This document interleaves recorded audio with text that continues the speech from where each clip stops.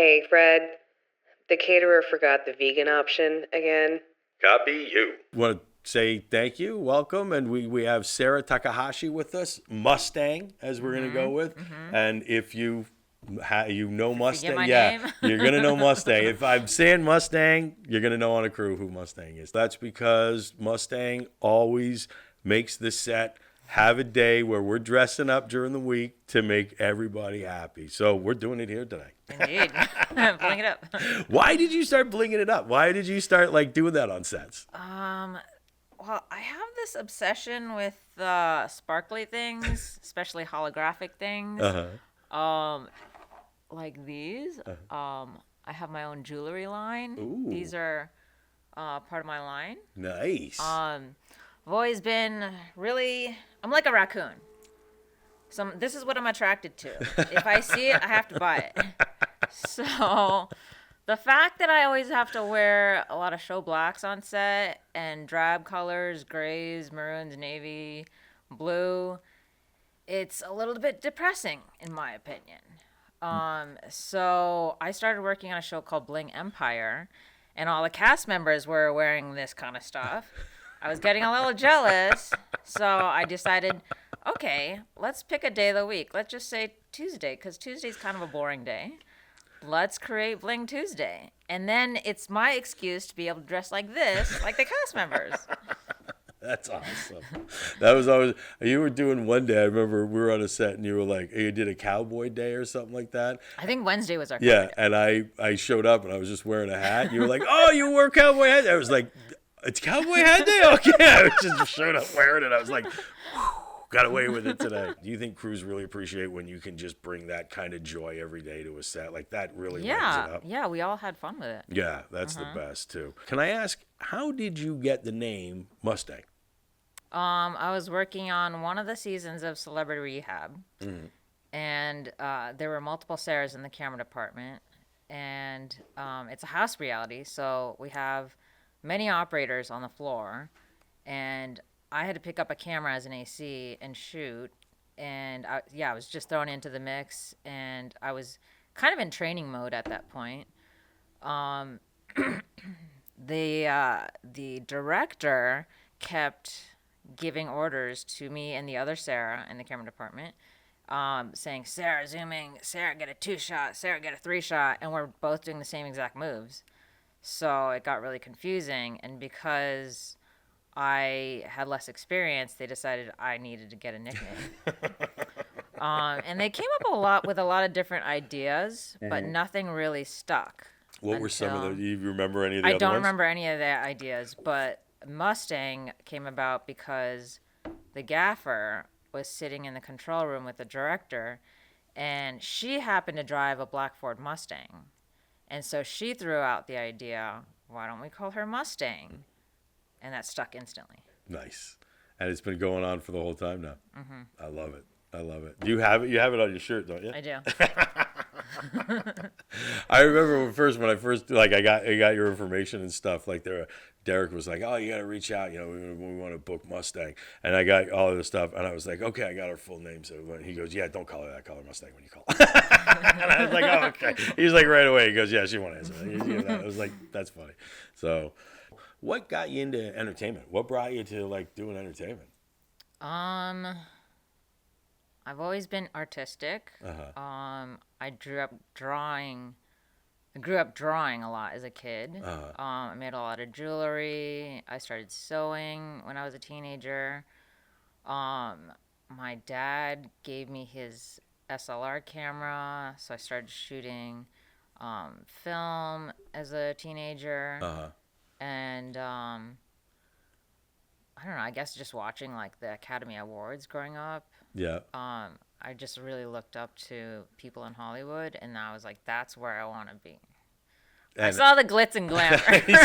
You're like, there's bling in all of those shows. Exactly. Was there ever a time where you were like, maybe I should go into the wardrobe department or any of that stuff or any things like that? Was that ever on the table? Absolutely. I actually, when I was in college, I was doing theater, and I worked for this summer repertory theater, and I started. I worked in the costume department, Okay. and I absolutely hated it. That's the best part. Is like everybody was in shiny bling, no matter what the play was or anything like that. Oh yeah, right? there was a lot of bling. I actually remember. What was it, Chorus Line? They had like these sequin vests. That's a good one. But I didn't like it because a lot of the costumes we didn't make from scratch. It was mostly restitching, resizing, and I guess it wasn't that creative for me, and I was doing a lot of laundry. A lot of laundry. There's so much. There's somebody in the wardrobe department all the time. You're just like that job looks like it sucks. It's just constant laundry. So it was costumes and makeup. I didn't have any experience doing makeup, but they kind of like put our department together. And I didn't really have to touch makeup, but one of the diva actors kept asking me, "Hey, can you put my eyeliner on for me?" And I'm like, "I don't know how to put eyeliner on for anybody else but myself. I might poke his eye out." So I just flat out said, "No, I don't know how to do it." Yeah. But like, I think the actors were expected to do most of their makeup on their own because it was a lower budget. Most of the actors in those situations put on their makeup in theater, right? Yeah. And do that. Yeah. I'm not. Those costumes in theater too, like you were saying, you stitch up. They always smelled. They always like had a bad because they came out of some horrible basement somewhere. But it was always. I remember the theater stuff, and they'd be like, "Oh, we're all getting ready." Be like, like I can smell this stuff. Yeah, I mean, So you were like, some of the stuff we couldn't even put in the laundry. Oh. I was told by the costume designer, like, this stuff is too frail. We just need to Febreze it. Oh. And then, as a result, a pirate made me cry. So, what did a pirate made you cry? Yes. So we were doing Peter Pan, and a lot of the pirates had to wear these vests like that were falling apart. It's like they look kind of homeless, like holes and everything. So it was just too frail to put in the laundry. So I was specifically told, these you hang on a hanger and just spray Febreze on them. So then one of the actors, who was a pirate, he asked me, "So how are you putting these in the laundry?" And I straight up just told him, "Oh, we're Febrezing them." And he got so angry. He started screaming at me. I, in my head, I've got this horrible play, Peter Pan going on, where all the pirates look homeless, as you're saying. Like it just like the whole setting of this play just sounds horrific. Like that's why you go to bad theater. Like I'm a homeless pirate and just doing what stinks on stage. Oh my God! And Captain Hook, he was the sweatiest man that ever existed on this planet, and he had layers upon layers of clothes. And like he's just like in this bright spotlight, so every time, so he had to do a quick change into the father figure for like Wendy and Peter, or Wendy and Michael, and so we had to just rip off all these like soaking, sweaty clothes off him. It was disgusting. So then you were like, I am going to be in the camera department. I am leaving wardrobe today. Indeed. AC and all the camera. It's a long day on a set. Do you find that you're able to have some fun time in designing stuff still? Yeah, when I hit my long stints of unemployment. The good and the bad part of freelancing. Yeah. What is your favorite camera to work on? For photos? Yeah, photos. I tend to like Canon. So what was I using? I used to use the 60D. Okay. Which is kind of a downgrade from the 5D. Yeah. I think if back in the day, if I could have afforded a 5D, I would have gotten a 5D. Do you prefer, and have you shot with film, and do you prefer to shoot with film or digital? For photos? Yeah. Nowadays, digital. Digital. It's more. Only it's just more affordable. More affordable and more ability to fix or edit. I actually have a funny story. All right. So I actually tried shooting on the SLR camera that my dad gave me. I went out to a poppy field, and I was actually I was testing it out because it was acting kind of funny. So I just threw in a roll of film in there, and then I brought my DSLR camera as well. So I was like alternating between the two.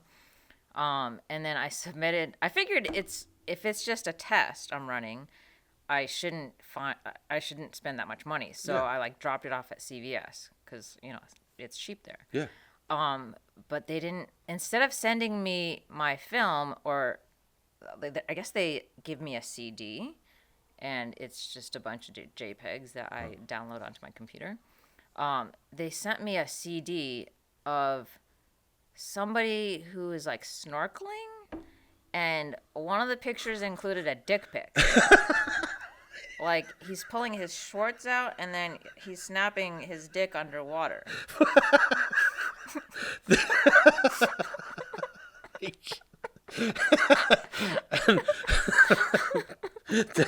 Your dad didn't see it, I hope. What did you do with it? I got angry, and I went to CVS, and I was like, "How dare you guys send me this? Where are my photos?" Where are my poppies? So I never got my poppies. Wow. What they couldn't find those. They lost that. They lost. They lost it, but made up by But sending you a dick pic. But I'm pretty sure that camera's broken. Ah, I think I need to send it out to you gotta get it fixed now. I hope. I hope that's not what you're taking. That's the image coming back off of it. In your jobs and all the stuff you've been doing, have you been able to do any international traveling with it? Yes. Yes. What are some of the? Was one of your favorite places you ever had to go to do some of the work? Oh man, that's tough. Iceland. Iceland. Yeah. Oh, I've never been. It's beautiful. It's beautiful. Insanely beautiful. How And the long? landscapes change really drastically. Oh, really? So we drove through the countryside, and 1 minute it's just black and barren. Looks like some place out of a fantasy world, and then a couple minutes later, it's all green and lush. There's moss. We got out at one point to do drone shots in the moss, and Damn. I needed to take a leak. So, there were like mounds. So I went behind a mound, and like the ground, the moss is like, it's bouncy. Oh, really? Yeah. It's that Pretty thick. cool. Uh-huh. Oh, there's been a couple of times I've been in I've gone into like a jungle or something like that, and you're like, what? Why is this? Why is it spongy? Why is it bouncy? What's that? And it's like, oh yeah, it's a whole layer or whatever before you even touch the ground. I'm like, ooh, that's cool. That's cool. I've never been to Iceland though. Ooh. Yeah, you need to go. How long was that? A hard job or an easy job? That one. I would say it was hard. Yeah. Yeah. What was the hardest part about it? Was it the environment, the weather, or just content grabbing? What was it out there? Content grabbing in the cold. Oh. So we were there in November, and it wasn't snowing yet. It was super cold rain. Oh, that's even worse sometimes. You just can't get dry. No. And it was so run and gun. We would like jump out of the van, start shooting. Oh my God, there's this beautiful waterfall. Shoot that. And it's like, there's no time to set up. Like, they're just going. And I'm just like running after them with the Ronin. And then it's raining. And it's like, I'm putting all these Ziploc bags like onto parts of the Ronin. And they're like, we just go, go, go. And I think one of the little monitors on the Ronin broke because water just kept leaking in. Yeah, the best way to do it, funny enough, when you go into places like that, a lot of times we make sure we have just massive, 10, 20-pound bags of rice, dry rice, so that we can just, if something really goes bad, you just try to shove it in there and see if you can get any part of it to come back in a couple of days, which... Not often, but sometimes you're like, it was a miracle, we pulled it off. You're like, oh, sweet. What's your biggest mistake that you ever made that you can look back on, like you just want to scream it out of your head or whatever? What's your one that pops up? I think I was working on a scene, acing on a scene, and it was multiple operators, and I felt a little overwhelmed. And I think they decided like mid-scene while they're already shooting, they wanted to throw in an extra camera. And then I didn't have media ready for it to go. So I'm like just digging around in my pouch, seeing like what I had. And then this producer, I gave it to the producer. He put it in the camera, and he, I don't know exactly what happened, but he started rolling. And then later on down the line, they started complaining maybe like a week or two later, like, oh, this footage is missing, that footage is missing. What about that B-roll that we shot on this road? Like, where is it? And I started to kind of put two and two together that possibly the media that I handed to him, maybe he formatted? I don't know what happened, but that's kind of my feeling. So I guess it's my fault that I was disorganized, but I guess I wasn't really prepared for that. Did you ever do it again? No. No, that's a thing that always happens. Like, as we've actually even talking with ACs, it's always like, yeah, you hand off a card that's not formatted that you didn't dump off once, and then you always remember it again. And I've definitely seen like other ACs like Oh, format right in front of my eyes, and they're like, "Oh my god, I'm gonna get fired." It's that moment where you've done something and at this moment you're the only one that does know, and it's like you have to go tell somebody, like that sinking feeling on a set. You're like, oh, I totally am gonna be hell. It was one of your like things that you always go back and go, that's kind of why that's just an amazing moment for me. You got one of those? Vietnam. We were in Ha Long Bay, and they have all these little islands that are like mountains, like this, basically. And we're just sailing through all these little mounds. It was just the most gorgeous thing I've ever seen. Just most beautiful thing. Mm-hmm. That's the part that I think I'm most kind of thankful for, doing it and stuff like that. What's the most? Oh wait, you know what? Yeah. So along the lines of Vietnam. So now I remember. I think my favorite moment was in Vietnam. We're shooting a documentary series. Uh-huh. And the host was he had a dinner with this family, and they didn't speak any English. And I think we just had the fixers kind of translating unofficially. And after we shot this dinner scene with the family was like, "You guys, like all the crew, like you should eat too." And so basically, they set up extra tables, and we started eating with them. And the host, he had this bottle of like lizard liquor. Like it looked like vodka with like a lizard just being marinated into it. So he kept pushing us to drink, and I was like, no, it's okay. And like everybody was like, "Oh yeah, you should drink it. It's an aphrodisiac." And I was like, "No, it's fine." But like, so this father host guy, he didn't speak any English, so he just wouldn't take no as an answer because he didn't know what no meant. So he basically got us all drunk, and by the end of the night, I was jumping over a bonfire. That's awesome. But it was really amazing to connect to people and not even speak the same language. Where was the one place that you walked out of and you just went, I got a little bit of a different point of view now? Was there any place like that for you? Yeah. So, but going back to Iceland, the geographical landscape is just so different, and it changes drastically from like one location to the next. And after that, I was like, I never want to go to a museum. I don't want to ever go to a foreign country to visit a city. All I want to see is beautiful landscapes. Do you take photos of the landscapes? Are you a photographer? do. Is that where you do that? That's awesome. That's awesome. What do you do? Do you do anything with your photos at all? Do you just put them up, or are they for you right now? I mean, I put them up on. I used to have an Instagram nature photography account. Oh, okay. I kind of lost passion, and I'm now more doing toy photography. Okay. Because during the pandemic, I started a side hustle selling my these collectible toys on eBay and other platforms. And so I kind of got more obsessed with toy photography. Nice. But I really do want to get back into nature photography. Yeah. Yeah. If you had your choice, do you want to work an international shoot or a back home domestic shoot? International. International. You like the traveling more. Definitely. Yeah. What is it about the travel shoot as opposed to the domestic shoot that you like better? I can squeeze a mini vacation out of it for free. Can you just lay me 3 days? Just fly me out. I need a 3-day layover. Can you do a 3-day layover on my flight out? That's awesome. Also, I mean, you just can dive much deeper into the culture when you go there on a shoot.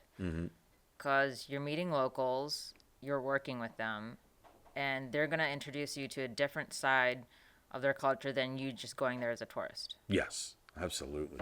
Absolutely. What was one of the worst meals that you had to sit in front of, like that they put in front of you out there? You're like, oh my God, I don't know if I can eat this. I don't know if I've ever experienced that because I like eating weird exotic things. Oh, okay. So then what is one of your favorite weird exotic things that you've had out there? I had, I think, some sort of rotten fish in Iceland. Oh, okay. Some sort of... Maybe it was penguin or something. rotten I can't. It penguin. was some sort of animal product that was like fermented. And Oh. it was really stinky, and I think you're supposed to take a shot of a vodka-like drink that I think is called Black Death. Yummy. Fermented, lovely fat of seal or something in Black Death vodka. I wasn't expecting it, and I was in this one place, and they just put it right in front of me, and it was a guinea pig. And you're not expecting it. Like, yeah, they look like rats as you're doing it, but when they're just serving the plates and that's the first thing that comes in front of you, you're just like, oh, okay, hold on. Those teeth are still there. Okay. Like, that one was for me. That one took me back a little bit. I was like, I'm going to need a minute here just to kind of get over the visual.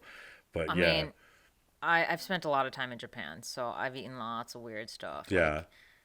Like shrimp that's still alive, that's twitching in my mouth, or what is it? Squid that's still like Oh, it's I've like seen kind that. of like moving around on the plate, changing color, going Yeah, from light I've to seen dark. that. You've eaten that? I can't. I don't know if I could. I don't know if I could do that. I don't know if that texture moving. I could do that. I don't know if I could do that. I've done some shit. Like I've done. Like, oh, I'll eat that. I'll try. But something moving like that, I don't know if I could do that one.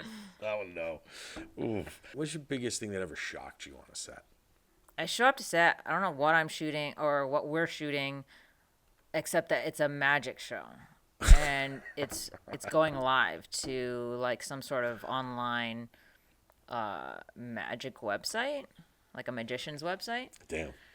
And I mean, we start rolling, and this guy comes out in this like a bee suit, like a protective bee uniform, and then he takes the hat off, and it's Jason Sudeikis. I was like, what is? I mean, it's weird because like a couple minutes before that, I saw a guy walk in, and this is like during the pandemic, and everybody was wearing a mask.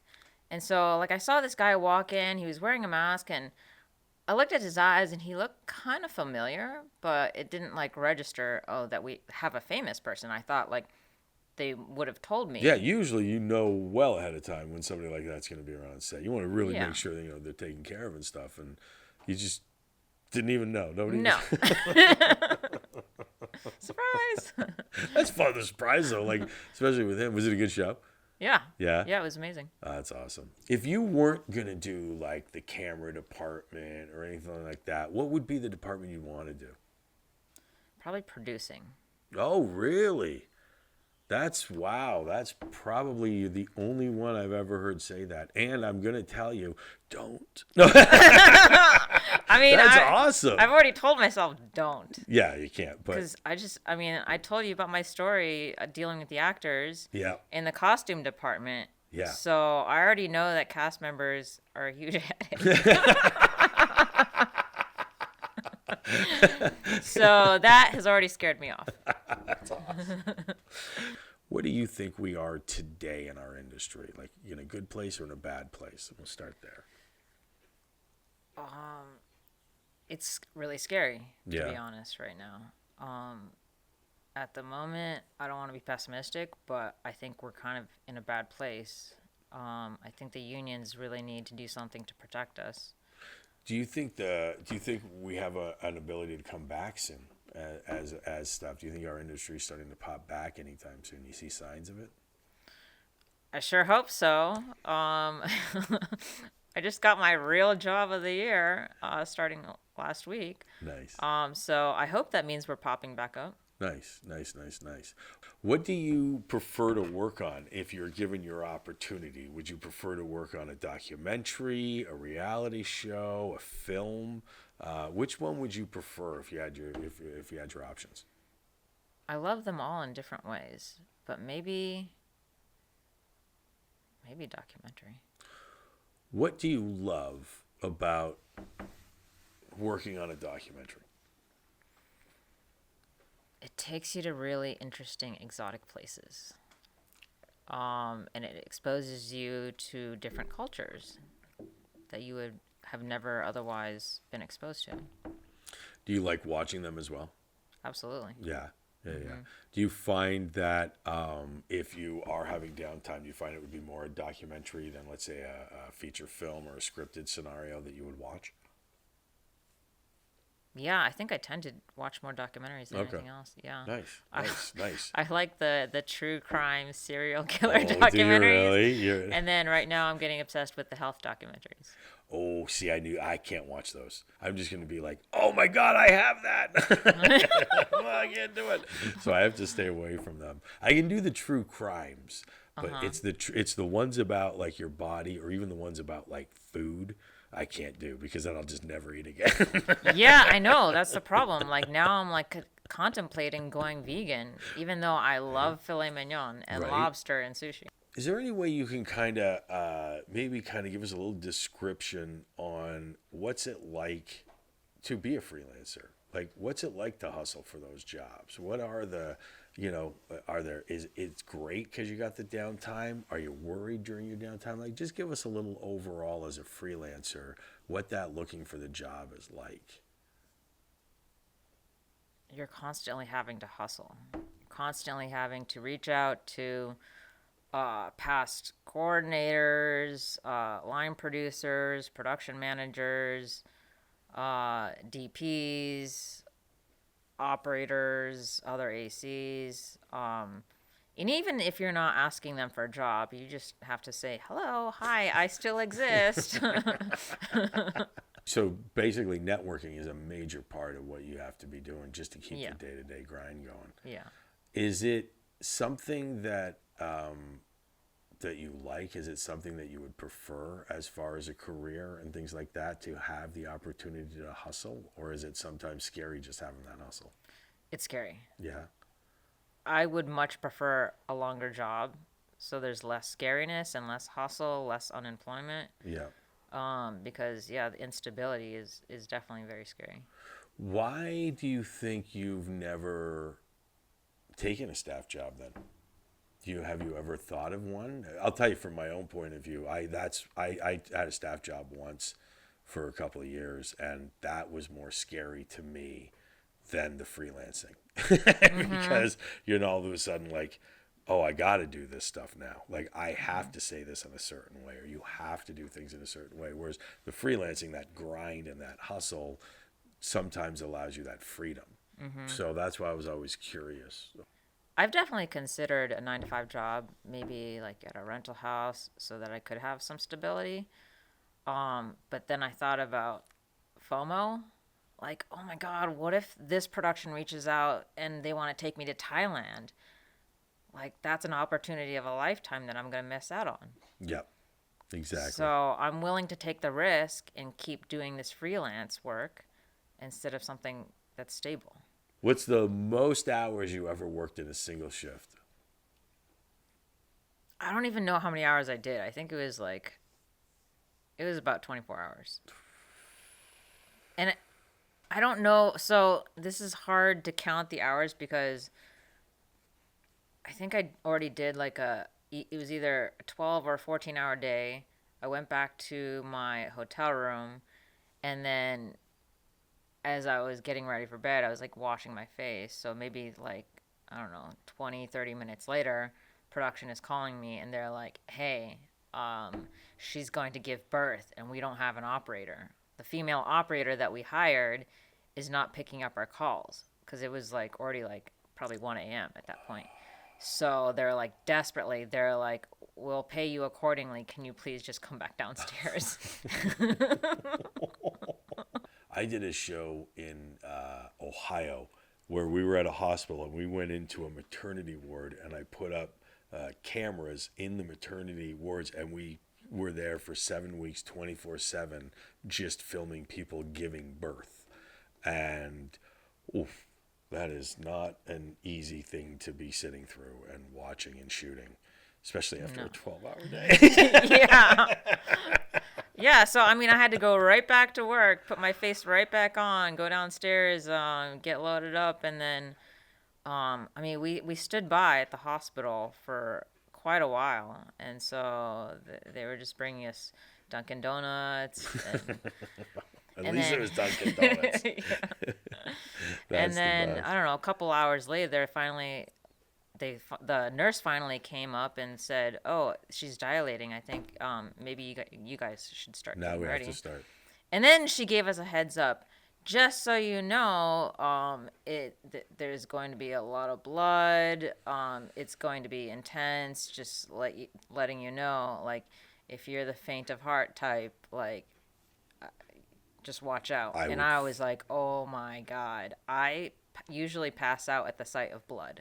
I would absolutely do it. You went right through it. You shot the whole thing. So luckily, I mean, I only had to see waist up. Ah, okay. It wasn't that kind of show where Okay, we have to good. shoot any kind of blood or Okay, like good. any bodily fluids. Yeah.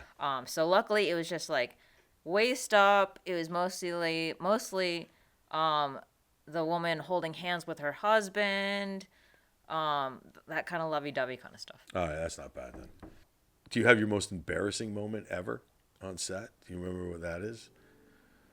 Well, it was embarrassing to me, Yeah. but nobody saw. Okay. What was that? That's the best kind. That's the only kind that matter.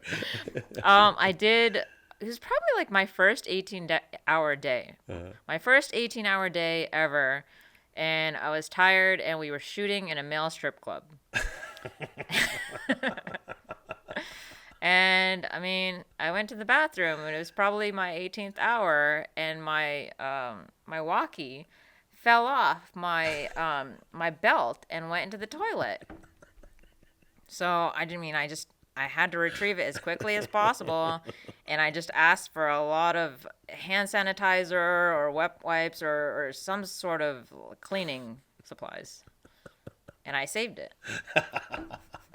I would have literally went back the next day, ripped my name off, and put somebody else's name on that walkie and put it in. Like, I did it. That's awesome. That's why everybody always has their own earpieces and their own stuff to stuck in. They're like, I don't trust anybody and what these walkies have been through. I'm not trusting it. That's awesome. What is your favorite music to be playing when you're going into work to start the day? EDM. What's your favorite music to be coming out of work? EDM. I need to stay awake on my drive home. If you had your choice, would you prefer to work with kids or animals? Animals. Animals. On a scale of 1 to 10, how good are you on a set? How good? Yeah. Up to 10? Yeah. 10. Every time. I was going to fill it in for you. I was going to tell you what you were anyway. So, best movie to watch while you're on a location shoot? Tropic Thunder. You've got me there. That's hands down one of the best ones to have. That's actually genius. We actually, one of the favorite things I ever did was we put up, we were out in the jungle and we put up this big white sheet and we watched Predator Against the Jungle. And I was like, Wow. ooh, that was a good one to watch. I was No like, I way. shouldn't have smoked this much weed, but this is fantastic. Wow. Yeah, that was a good one to watch. I was like, all right, I like Nice. that. That was a good one. What is the non-glamorous side of our business that you feel people should just know about? And I don't mean in a bad or negative way, but what is that non-glamorous side that people should at least be aware of? It's a very physical job. Like, you better be in shape, especially if you're my size. Otherwise, you will get injured, and then you're going to be out of work for a long time. You also better be in shape because you might be huffing up a lot of heavy camera gear up a hill. You might be working on 115-degree temperatures in the tropics. So, yeah, you gotta hit the gym. You better acclimate yourself to the heat, sometimes even to the cold, because you might be shooting in the snow. If you were talking to people, what is that advice to them that you would give about how, whether it's breaking in or how to just become somebody in a crew? What is that one advice you would give them about our business? Breaking into it. Hit the gym.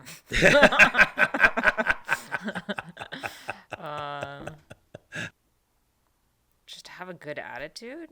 Yeah. You think that's important for at least moving up? It's always important wherever you are. You got to have that. But especially on these sets, you think that's a good thing to keep going? Yeah, That I mean, positive. you constantly have to please everybody. If you have any sort of attitude, it's not like you're going to get fired. You're just not going to get hired again. Yeah, exactly. Have you ever cried on set? Yes. Yeah. Yes. I have absolutely cried on set. Yeah, absolutely. I get a good cry in once a month in general, even if I'm not around on set. It's at my age, it's the only way to be cathartic. But I was always curious. Like, I'm always asking everybody, and so far everybody has been like, "Yes, I have at one point. Yes, I have at one point." I've never gotten to know, like, at any level. They're like, Yeah. "Yes, I've actually done that." Do you find that crew members that have like maybe some sort of artistic or some sort of background within that or within their even in their spare time, do you find that those are better crew members to have around?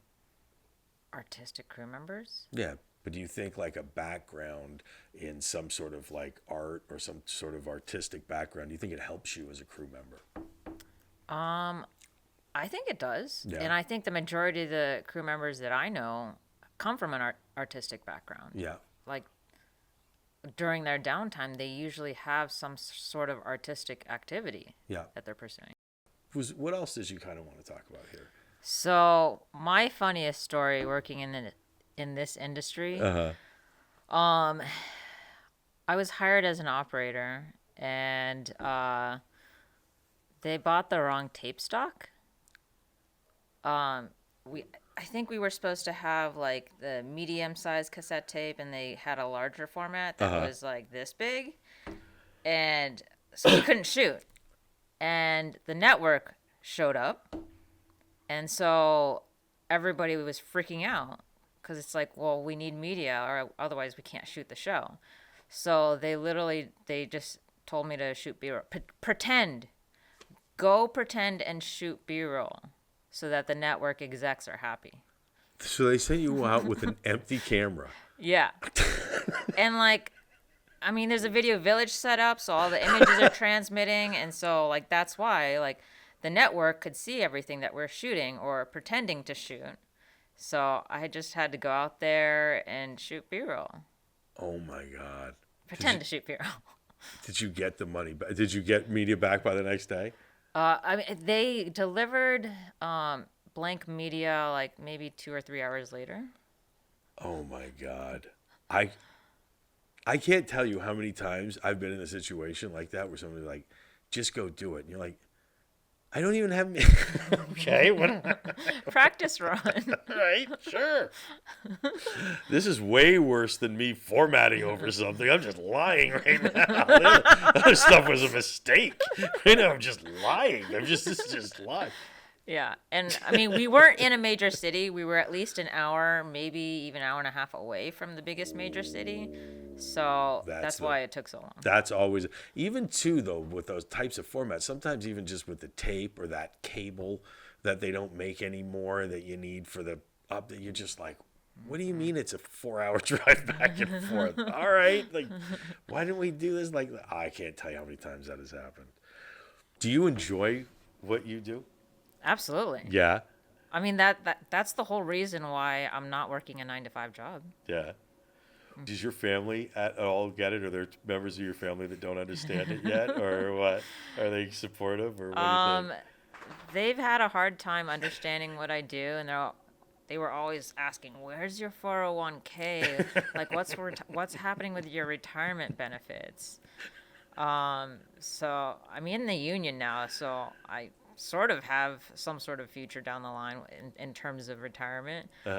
So maybe they're not as worried, but yeah, for a long time they're like, "What are you doing? Like, what is Jerseylicious?" Mom, I've got Jerseylicious. What? Yeah, but when I worked for Nat Geo, so my parents are big Nat Geo fans. Like they were subscribing to the magazine for a very long time. Okay. Because my dad is a scientist. Oh, okay. So when I told them I was working on a Nat Geo show, they're like, "Wow, you made it!" That was the same with me. The second I got a Nat Geo job, everybody was like, "Oh, finally, you made it." And I'm like, "Oh, that's what it took? Okay." Oh, you needed a brand. Oh, okay, got me. I didn't see that. Do you now? I know you brought up like the bling and the stuff like that. You do your jewelry. What do you like? You designing your own jewelry? You selling that stuff? Yeah. What are you doing with So the metal portion, this is the setting. it? Okay. This I was buying from a website in Japan. Okay. And I decided, well, I guess I'll talk about the earrings first. Yeah. So these earrings, Uh-huh. they are made of plastic, and then the backing is rubber. Oh. And I have a lot of metal allergies, unless they're expensive metal. So I'm cold with platinum. yeah, so these are not expensive. They are what is it? It's covered in rhodium, which Okay. is a couple steps down from like gold or silver. Okay.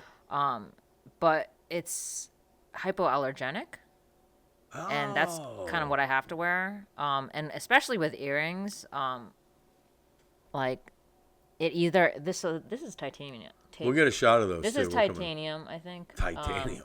So I can only handle titanium, gold, and silver. Damn. And if the plating wears off, then I have to take it off. I throw it away. Nice. But I discovered these earrings in Japan, the ones with the plastic. Uh-huh. So I realized, oh, these are great. Like I don't have allergic reactions anymore. Where can somebody go and find those? So I started making these, and I have my own website. Where do they go? Sparkles by Mustang, Square. Wait. I just lost it. Here it is. All right, I'm gonna sparklesbymustang.square.site. Yeah, there we go. Right? So yeah, I started this because of my ear allergies, the metal allergies, and also when the pandemic hit, I was like, wow, I'm gonna have time. Like we might be shut down for a year. Like what have I always wanted to do? So I decided I want to make jewelry, and I knew the exchange rate was pretty good, and so I ordered all these. I also speak Japanese. Okay. And I have family that live in Japan. Okay. So I went on the website. I ordered a ton of stuff, these things. I started ordering Swarovski crystals off of Etsy. And I just started putting everything together. And Damn. then I made this website, and I have a store on Etsy, and I sell some of it on eBay. That's fantastic. You're everybody in the world. When COVID hit, everybody was like, "Oh, if I had a year off, you know what I would do? You're the only one that actually did something. Everybody else didn't do anything for a year. We all came out with like, "Oh," like nobody wrote a book, nobody did their stuff. Like for you to say like, "Oh yeah, I just did it." That's fantastic because nobody really. We all shut down, but very few people actually took the time to go, "Oh, I'm going to really, really do something like that." So that's fantastic. Yeah, I That's mean, I was enormous really fun. surprised to hear all these people saying they were bored. Yeah. I was like, what? I mean, this is prime time. If you've never taken up oil painting, do it now. Right? Yeah, people took up like sitting on the couch. People basically binged everything that they'd never watched for the past year and then came back. But I did the same thing. Like I was just trying to keep myself busy doing it. Well, that's the best part. Like when you're just tinkering around with stuff. And what's your favorite thing just off the top of your head that you've made so far with your jewelry? It's like this circular thing, and I put like all these random like pieces on there. I glued it all together, and so the circular part hangs on a table, and then this hook comes out, and then you can hang a purse on there. Oh. So I gave that to my mom. But this was before the pandemic. That was before. That was like when I was doing this kind of stuff as a hobby. Yeah. So I must have given it to her for either Christmas or her birthday. Nice. And is it going well? Is everything going well so far with the jewelry? You having fun with it? I'm having fun. I'm not really making a whole lot of profits. Oh, we'll work on that. We'll put it up again. Here's the site, and here's how we go. Now you're gonna be huge profits. That's awesome. Well, thank you so much again for coming in today, and thank you for everything. No, it's been amazing. Thank you for having me. No, it's been amazing. I love having you on set, and I love having you here. This has been great. It's been fun. Thank you. Thanks, Mustang.